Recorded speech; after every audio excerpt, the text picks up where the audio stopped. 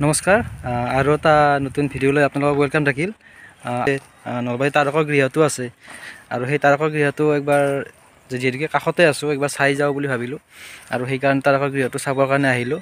এইটো আপোনালোক পিছফালে দেখা পাইছেই তাৰকা গৃহৰ গেটটো। আৰু এতিয়া আমি ভিতৰত সোমাম, কেনেকুৱা কি দেখা পাওঁ চাওঁ। আজি আচলতে চাগে বন্ধ আছে, কিবা এটা যান্ত্ৰিক বিজুতিৰ কাৰণে বন্ধ বুলি কৈ আছে। তো কিমানখিনি দেখাব পাৰোঁ চাই লওঁ ব'লক।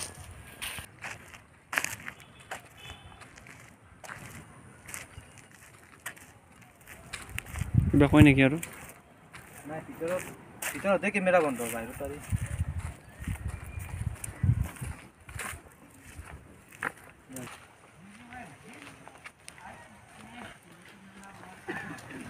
বন্ধই আছে নেকি?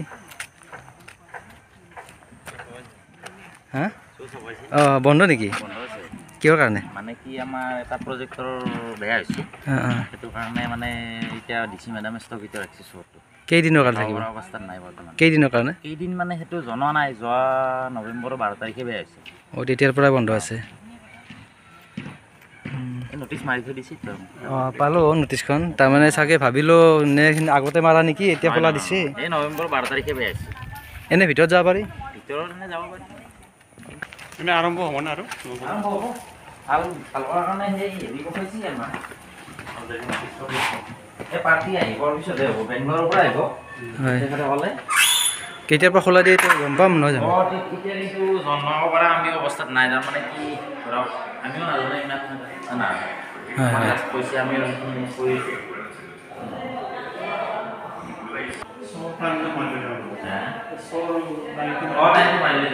আলোকীয় দূৰবীক্ষণ যন্ত্ৰ, এইটো আপোনালোকে দেখা পাইছে। আলোকীয় দূৰবীক্ষণ যন্ত্ৰৰ ওপৰত তাৰে ওপৰত ডেমো এটা দি আছে ভিডিঅ'টো।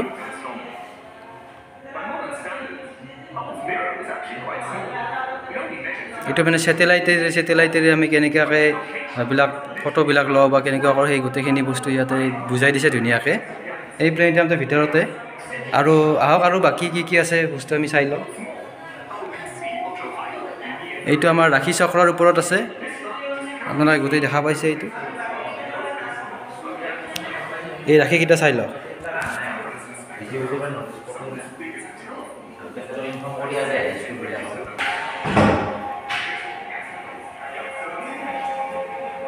মহাকাশ অন্বেষণৰ ইতিহাস।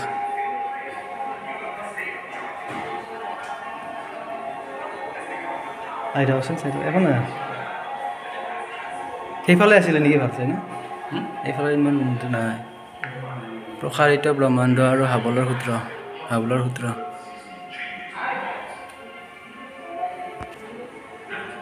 এইটো সূৰ্যৰ দ্য ছ'লাৰ এটমস্ফিয়াৰ, সূৰ্যৰ ভিতৰ ভাগটো আৰু কেনেকুৱা ধৰণৰ এটা সেই আছে। এইটো আমাৰ সূৰ্যটো।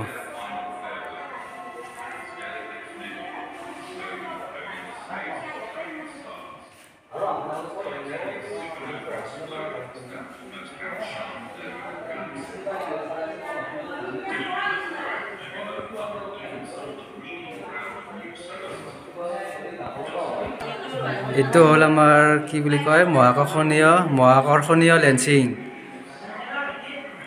কোনো দূৰবীক্ষণ তাৰমানে ক'ৰবাৰ পৰা পোহৰ এটা আহি কেনেকুৱাকৈ আমি তাৰমানে এটা ছিগনেলটো পাব পাৰোঁ নহয় জানো? বেলেগ তাৰকাৰাজৰ পৰা আহি ইয়াতে দেখা যায়, বেলেগ তাৰকাৰাজৰ পৰা অহা পোহৰ মহাকাশৰ কোনো বিশালকায় বস্তুৰ কাষেৰে পাৰ হৈ কোনো বিশালকায় বস্তু মাধ্যাকৰ্ষণৰ প্ৰভাৱত মুঠতে মহাকৰ্ষণীয় লেন্সিং কাক কয় সেইটোৰ বিষয়ে আৰু। এইটো আমাৰ সৌৰজগতৰ তাৰে লগত ৰিলেটেড গ্ৰহখিনি। এটা চেম্পল আছে কিছুমান গ্ৰহৰ। ইয়াতে এটা ভিডিঅ' আছে, এইটো চাই লওক। Comparison of mass of different planets.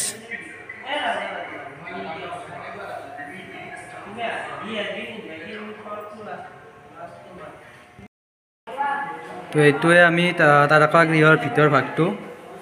কিন্তু চবতকৈ ভাল লাগিল আমাৰ এইটো সূৰ্যটো, একেবাৰে সূৰ্যৰ ঠিক কাষতে আছোঁ। গৰম লগা নাই কিন্তু, ডুপ্লিকেট সূৰ্য যিহেতু। তাৰপিছত আৰু এটা ভাল লাগিল আমাৰ আলোকীয় দূৰবীক্ষণ যন্ত্ৰ, এইটো যিটো এটা চেম্পল দিয়া আছে, এইটো এটা ভাল লাগিল।